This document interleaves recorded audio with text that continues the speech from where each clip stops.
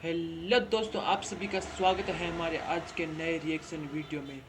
तो आज का वीडियो रहने वाला है cartoon based on real story. तो चलो शुरू करते हैं बिना किसी देरी के। अगर वीडियो पसंद आएगा तो लाइक करना और सब्सक्राइब जरूर करके जाना। तो चलो वीडियो शुरू करते हैं। ने बचपन में इन कार्टून्स को देखा और एंजॉय किया है, लेकिन जैसे यूट्यूब क्रिएटर्स की लाइफ उनके कैमरा लाइफ से अलग होती है, वैसे ही कार्टून्स की असली कहानियां उनकी ऑन स्क्रीन इमेज से बिल्कुल अपोजिट होती है। हम सभी ने बचपन में डोरेमोन को देखा है और उसके गैजेट्स के दीवाने रहे हैं, लेकिन क्या आपने कभी सोचा है कि इसमें दिखाए गए अजीबो गरीब क्रिएचर्स सिर्फ इमेजिनेशन नहीं बल्कि जापान की सदियों पुरानी और डर पैदा करने वाली भूतों की कहानियों पर बेस्ड है? या फिर ये कि जो पोकेमॉन्स को सिर्फ आप टीवी पर देखा करते थे उनमें से कुछ एक्सटिंक्ट जानवर और कई मिस्टीरियस रियल लाइफ जानवरों पर बेस्ड हैं? तो चलो आज की इस वीडियो में हम cartoons that are based on true stories and events को जानते हैं, जो कि वीडियो बढ़ने के साथ और भी क्रीपी बनते जाएंगे। Number 1, Karakasa Kozo the haunted umbrella. Doraemon के कई एपिसोड्स में हमने एक हंसते हुए अम्ब्रेला को देखा है जो एक पैर पर कूदता रहता है। कार्टून्स में ये काफी हार्मलेस दिखता है, लेकिन इसका ओरिजिन एक जापानीज कॉन्सेप्ट सुकुमोगामी से आता है। जापानीज कहानियों के मुताबिक अगर कोई भी पुरानी चीज जैसे oil peppered umbrella, lanterns, mummy जिसे तुम्हें मारती है वो सैंडल्स 100 साल तक संभाल कर रखी जाए तो उसमें एक आत्मा बस जाती है। पर इसे उतनी डरने की कोई बात नहीं, क्योंकि ये मोस्टली अपने छोटे मोटे प्रैंक्स के लिए जाने जाते हैं, लाइक अपने एक टांग से कूदकर किसी को जंप स्केयर दे देना या उसके नेचर को जानने के लिए अपने बड़े से जीभ से उसको चाट लेना। नंबर 2, रोकोरो कुबी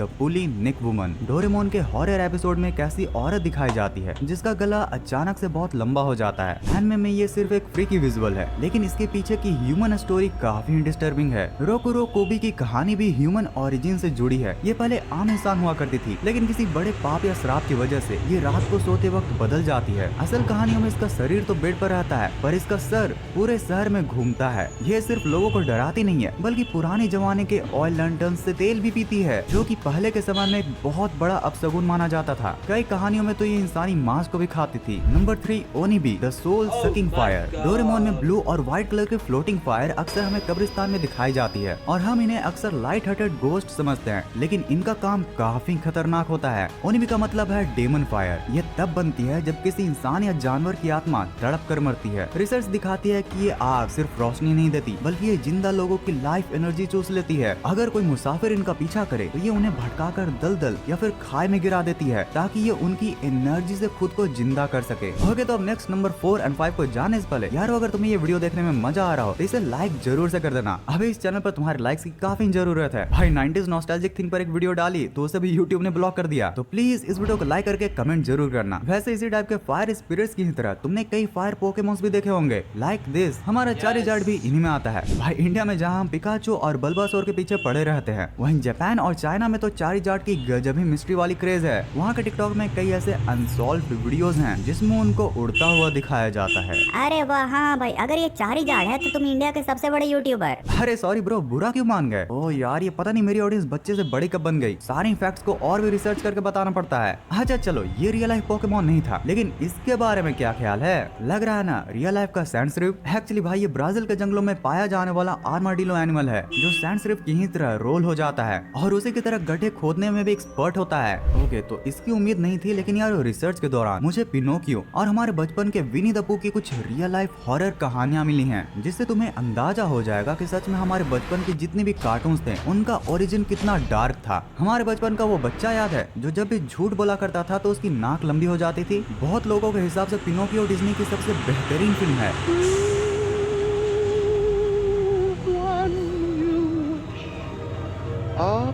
बहुत पहले किसी अजीब सी दुनिया में कैपिटो नाम का एक लकड़हारा होता है, जो एक दिन लकड़ी से एक पुतला बनाता है और उसका नाम रखता है पिनोकियो, और फिर दिल से एक ख्वाहिश करता है कहां से लकड़ी का पुतला एक सच्चा लड़का बन जाए। फिर एक रात आसमान में एक टूटा तारा चमकता है और अगली सुबह पिनोकियो जिंदा हो जाता है। फिर जब एक दिन पिनोकियो स्कूल जा रहा होता है, उसे रास्ते में एक सफर करता हुआ नाटक का शो मिलता है। उसे लालच दिया जाता है और फिर वो दूसरे कठपुतलियों के साथ स्टेज पर नाचने लगता है। लेकिन जब वो वापस घर लौटना चाहता है, शो का मालिक उसे बंद कर देता है, कैद कर देता है। तब एक जादुई परी आती है और उसे आजाद करवाती है। लेकिन जब पिनोकियो झूठ बोलना शुरू करता है तो उसकी नाक बढ़ने लगती है, धीरे धीरे डरावने तरीके से। आखिरकार पिनोकियो और उसका दोस्त जिमी क्रिकेट घर लौट आते हैं, लेकिन वहाँ उन्हें पता चलता है गपीटो तो उसे ढूंढने समुद्र निकल चुका है और एक विशाल व्हेल ने तो उसे निगल लिया है। हमारा ब्रेव पिनोकियो फैसला करता है कि अब वो अपने पिता को बचाएगा। वो समुद्र के अंधेरे पानियों में उतरता है, व्हेल के पेट के अंदर तक पहुंचता है, लेकिन अनफॉर्चुनेटली गैपिटो को बचाते हुए पिनोकियो डूब जाता है।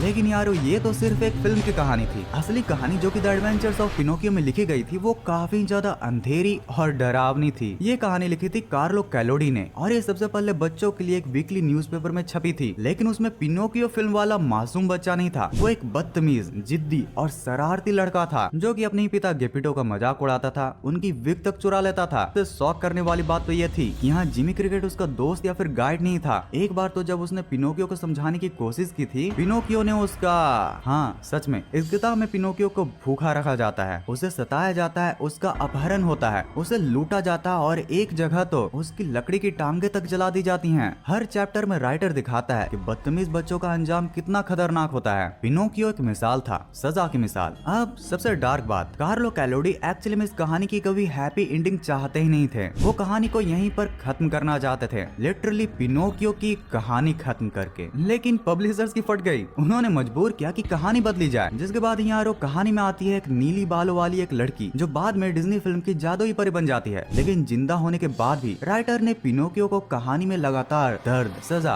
और अत्याचार झेलने पर मजबूर किया, जो शुक्र है डिज्नी फिल्म ने हमें कभी नहीं दिखाया। दुनिया का सबसे प्यारा मासूम सा टेडी बियर विनी द पू, जिसे बनाया था एक इंग्लिश राइटर ए मिल ने, जिसे फिर बाद में द वॉल्ट डिज्नी कंपनी ने उसे अपनी एनिमेटेड फिल्म से जिंदा कर दिया। पू अकेला नहीं था, उसके साथ थे उसके दोस्त पिगलेट, आयोर, रैबिट, कैंगारू, ऑल और एक ही इंसान क्रिस्टोफर रॉबिन। 100 एकड़ वुड। ये एक ऐसी दुनिया थी जहाँ बचपन कभी खत्म नहीं होता। लेकिन ये कहानी सिर्फ इमेजिनेशन नहीं थी। 1925 में मिल्न का पूह कैरेक्टर इंस्पायर था एक असली भालू से, एक सिपाही का पाला हुआ भालू जिसे लंदन जो भेज दिया गया था। जब वो सिपाही जंग के मैदान में भेजा गया, मिल्न का बेटा क्रिस्टोफर रॉबिन अक्सर जू जाया करता था और उस फीमेल बियर से बहुत प्यार करता था, जिससे कि रिलेट करके उसने अपने टेडी बियर का नाम भी विनी द पूह रख दिया था। और यार वहीं से जन्म हुआ हमारे बचपन के इस पीले भालू का। लेकिन ये कहानी यहाँ तक सिंपल नहीं थी। इस कार्टून में इनकी हंसी मजाक के पीछे एक और कहानी छुपी हुई है, एक थ्योरी जो कभी कंफर्म तो नहीं हुई, लेकिन सुनोगे तो सोचने पर मजबूर जरूर हो जाओगे। लोग कहते हैं पू और उसके दोस्त के कैरेक्टर्स अलग अलग मेंटल डिसऑर्डर्स को रिप्रेजेंट करते हैं। विनी द पू वो सपनों में रहता है, रूल्स की परवाह नहीं करता है, उसका ध्यान हमेशा इधर उधर भटकते रहता है। लोग कहते हैं ये इंटेंटिव ADHD की निशानी हो सकती है और उसका हनी के लिए पागलपन और कुछ भी रिस्क पर लगाने की आदत, ये उसके इम्पल्सिव ऑब्सेसिव बिहेवियर को दिखाता है। सिमिलर वे में पिगलेट हमेशा डरा हुआ, कॉन्फिडेंस की कमी, हिचकिचाहट भरी आवाज में बोलता हुआ जनरलाइज्ड एंजाइटी ऑर्डर को बताता है। ऑल बुद्धिमान दिखने की कोशिश करता है लेकिन वर्ड्स गलत स्पेल कर देता है, जो कि तारे जमीन पर के इंसान की ही तरह डिसलेक्सिया को दिखाता है। सेम कैंगा, रैबिट, टाइगर सभी की कहानियां हैं। लेकिन एक अकेला लड़का जिसके सबसे अच्छे दोस्त उसके खिलौने हैं, उसकी स्टोरी सबसे ही ज्यादा डार्क लगती है। कुछ थ्योरीज कहती हैं कि शायद ये सारे कैरेक्टर्स उसके अपने इमोशन के प्रोजेक्शन हो और इसलिए कार्टून में हमें कई बार दिखाया जाता है कि जब भी क्रिस्टोफर रॉबिन की मॉम उसे बुलाती है तो उसे अपनी इमेजिनेशन की दुनिया को छोड़कर रियलिटी में आना पड़ता है, जिससे कि उसके सारे ही दोस्त वापस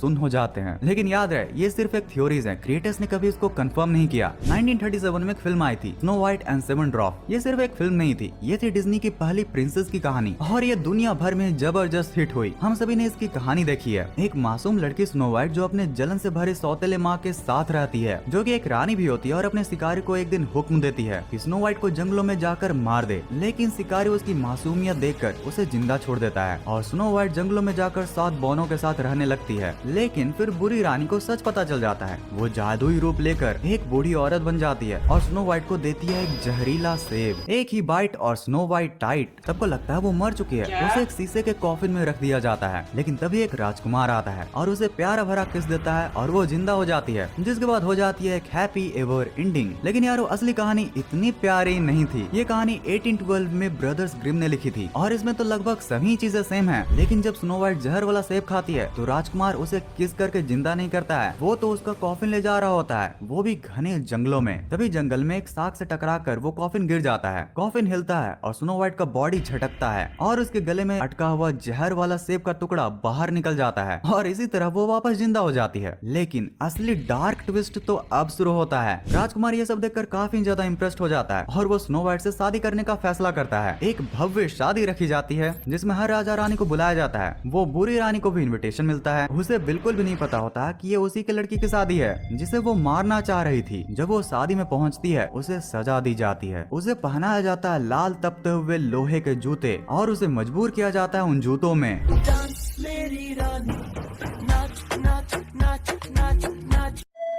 सोचो एक बच्चों की कहानी जिसमें किसी को लिटरली ये स्टंट करवाया जा रहा था। ये हमारे दिमाग तो अभी झेल सकता है लेकिन बचपन में ये किसी ट्रॉमा से कम नहीं होता। अब समझ आया कि क्यों डिज्नी वालों ने ये वाला हिस्सा कभी पर्दे पर दिखाया ही नहीं। ये फेयरी टेल तो सीधा नाइटमेयर बन जाती। ओके, तो अब डार्क पार्ट को थोड़ा यहीं तक रहने देते हैं। एंड एज आई प्रॉमिस, जब डोरेमोन में नोबिता किसी हॉन्टेड मैंसन में जाता है तो अक्सर वहाँ एक पेपर लैंटर्न या बोलो हॉन्टेड लैंटर्न को दिखाया जाता है जिसकी बड़ी सी आंख और जीभ होती है। एक्चुअली इसे जापान में पेपर लैंटर्न घोस्ट कहा जाता है और ये तब बनता है जब एक पुराना लैंटर्न अपनी उम्र पूरी कर चुका होता है और उसमें सुपर नेचुरल पावर्स आ जाते हैं। जहाँ एनिमे में ये सिर्फ एक बैकग्राउंड का हिस्सा होता है, असली जापानीज माइथोलॉजी में ये उन मेहमानों को टारगेट करता है जो कि किसी के भी घर पर बिना बुलावे के चले जाते हैं। ये उन्हें डराता है और उनका पीछा तब तक नहीं छोड़ता जब तक वो घर के बाहर न भाग पड़े। हितोसुमे यूडो द वन आइड जायंट, ये मॉन्स्टर डोरेमोन में एक बड़े ताकतवर जायंट की तरह दिखाया गया है जिसका सिर्फ एक ही आंख होता है। जहाँ एनिमे में सिर्फ एक मसल मैन की तरह दिखाया जाता है, वहीं जापानीज फोल्कलोर्स में इसका रुतबा एक डेमन किंग जैसा है। एक्चुअली जापानीज में इन्हें वन आइड प्रीस्ट कहा जाता है क्योंकि ये अक्सर मॉन्क के कपड़ों में दिखते हैं। असल स्टोरीज के मुताबिक ये सुनसान सड़कों और जंगलों में रहते हैं। ये खुद के साइज को कंट्रोल करने की पावर रखते हैं और ये अकेले मुसाफिर का शिकार करते हैं। एनिमे के अपोजिट ये ओमनीवोरस होते हैं, यानी कि ये इंसानों को जिंदा निगलने के लिए भी मशहूर हैं। ओके, तो अब तक अगर तुम ये वीडियो देख रहे हो मतलब तुम्हें डार्क चीजें काफी ज्यादा पसंद है। अगर ऐसी बात है तो तुम हमारे चैनल की एक और डार्क वीडियो देख सकते हो। और इस वीडियो को यहाँ तक एंड तक देखने के लिए दिल से thanks for watching this entire video. भाई ये सच में होता है? भाई हम तो कार्टून में देखकर बहुत हंसते थे जब, और ये तो रियल लाइफ में भी होता है भाई, हमको तो अब पता चला।